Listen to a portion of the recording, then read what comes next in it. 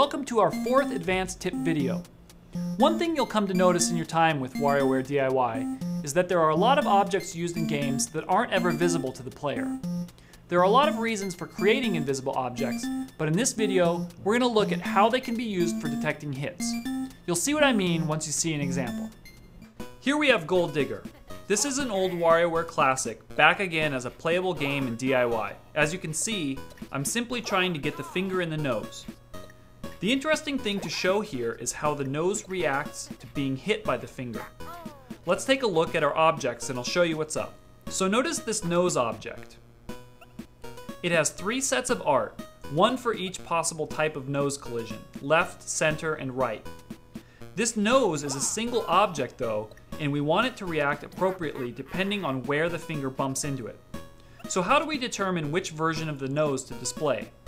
Well, if we look closely on the game screen, you'll see 3 little objects on the bottom of the nose with switches turned off. Now watch what happens when I make the finger collide with the left side of the nose. Its switch turns on. That there is a hit detector, and we have 3 of them for the left, middle, and right parts of the nose. The nose monitors these switches and changes its art accordingly.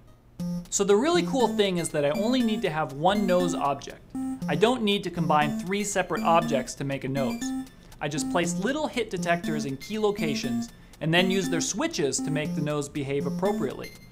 I also have the flexibility to change the size or location of the hit detectors to balance gameplay.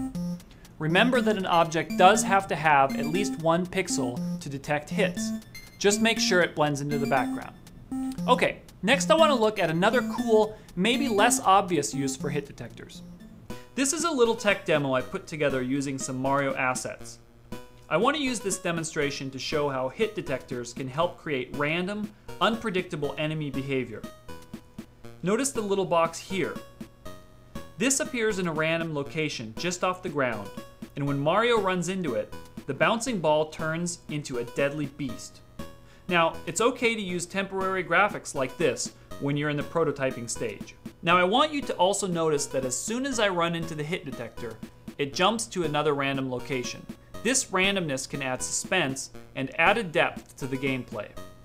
So the point of this little demo is to show that we don't have to place hit detectors on the enemy. You can place them in different positions around it to dictate its behavior. That concludes our 4th advanced tip video. We've seen how useful invisible hit detectors can be as programming tools in our games, and it's just one example of how versatile our objects are.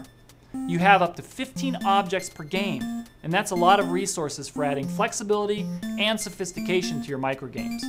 I hope you can find your own ways to take advantage of these resources. And remember, you can enter your games into design challenges through the Distribution Center. We look forward to seeing your creations.